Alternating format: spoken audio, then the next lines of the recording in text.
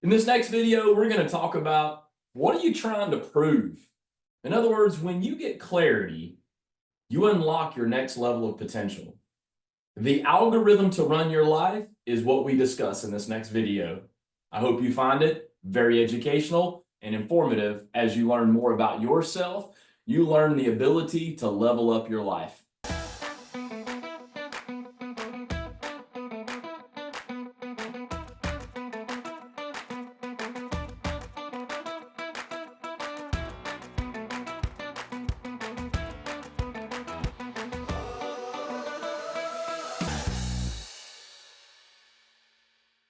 What do you think about, because, okay, so you're talking about change and culture and how people evolve, but what is your take on this whole demeanor of you got to get out and get up every day and go grind and never get sleep and never, I know that here lately in your kind of in your development, you talked a lot about self-care, and it's been something that I wouldn't say that I've not been aware of, but I come to a place where I have learned that as an operator or as a human being, I can't be a better version of myself for people, if that makes sense, until I'm a better version for myself.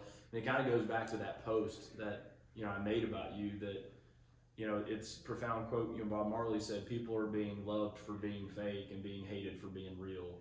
And you and I have this relationship where I get to be super real with no judgments, like a no judgment zone. But how does one kind of start moving in that direction to kind of create clarity for who they are? Yeah, I think it ties back to what you said, and again, we're seeing a bit of a shift. There's more conversation around health and wellness and self care, and in the trades, as you and I know, as we were coming up, it was about drinking and smoking and partying and almost hanging your hat on that. I remember early in my speaking career, I was proud I could be the last one to leave the bar and the first one on the stage in the morning, and I had ego around that, believe it or not, and so I think that everybody's on their journey, and you've got to figure it out at the time for yourself. But it goes back to when you said there's a phase in your career where you're trying to prove something. There's value when you prove to yourself that there's nothing to prove. And you're the only one that can have that awakening, right? Because there's always another zero. There's always another market. There's always another trade. There's always fill in the blank.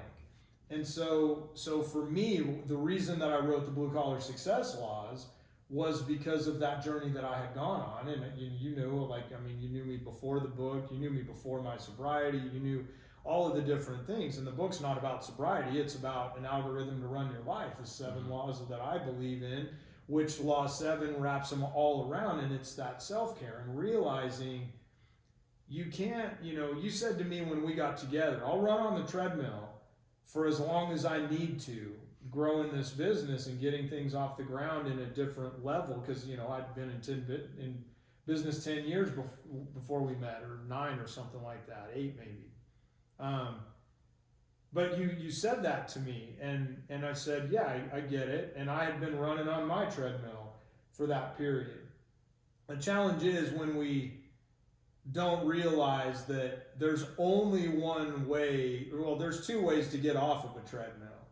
And that's either to jump off, or maybe there's 3. You can turn it off and let it slow down and step off, or you have the videos I've seen, where people fall, bust their head and get slammed against the wall. That's what it usually takes. And that's what it took for me, really, was having my, let's call it a fall, and slapping my head against the wall and going, this doesn't work for me. I've accomplished a lot of things I thought would make me happy, and yet it doesn't mean I don't want to go accomplish more, because we're going to continue to grow Blue Collar so we can continue to fulfill our mission and grow our team and help touch more lives and influence and impact more people through our mission.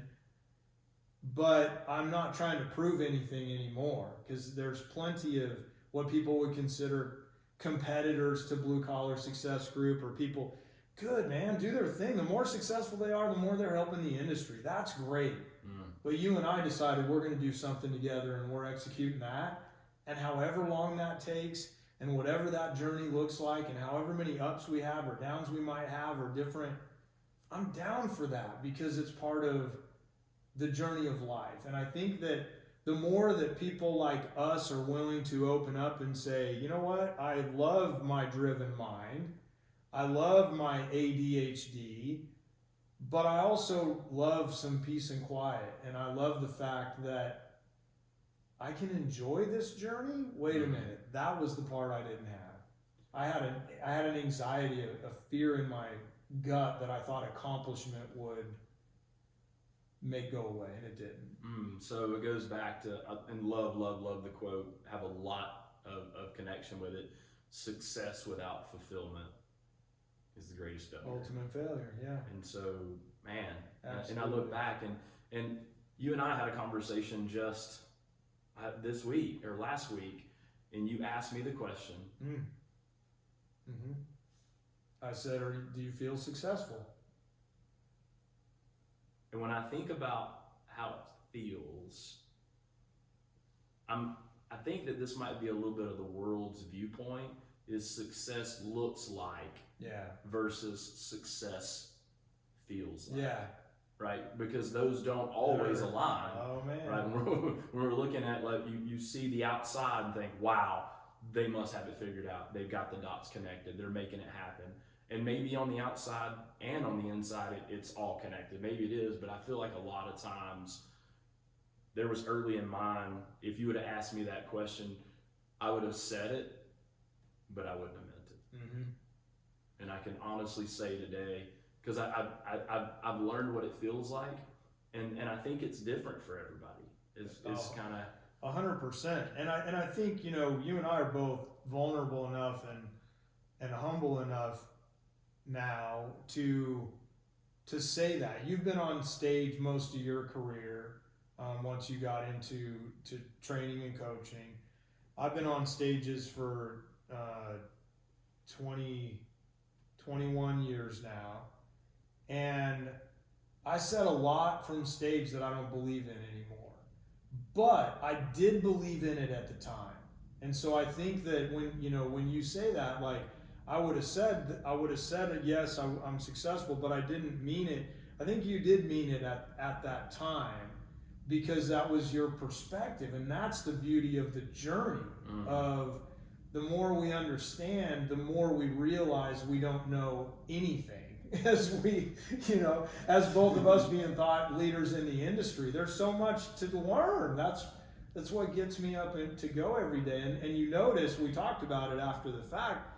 I didn't say, are you successful? I said, do you feel successful? And right away, you keyed in on that, because words matter to me. And feeling successful and being successful are not even the same thing. And that's one of the caveats to me, that I never felt successful. And I think it's tragedy. And that goes back to that quote, like, what about fulfillment? What about contentment? I was terrified when I gave up my attachment to external success, and to the best of my ability. I still have some, I know. But when I was worried, well, gosh, am I just gonna just go away and let Chris just run blue collar, and I'm never gonna see anybody, and I'm not gonna go to acceleration days anymore, or I'm not, like, no, I've written books since then. I've got my own coaching groups around the content that matters. I get on our stages and I speak about the things that are my unique ability now. I'm more driven than I've ever been, and yet I'm more content and fulfilled than I've ever been. And I feel like it's going slower than it ever has, and yet it's faster than it's ever gone. Thank you so much for those of you that are connecting with us by way of video. You're finding value in the videos that we provide for you here on this channel. We want to thank you so much for tuning in. And I want you to remember this. If you've enjoyed this video and you've learned something of value that you can implement into either your business or your personal life or both, and you want to hear more, I want you to stay tuned for this next video.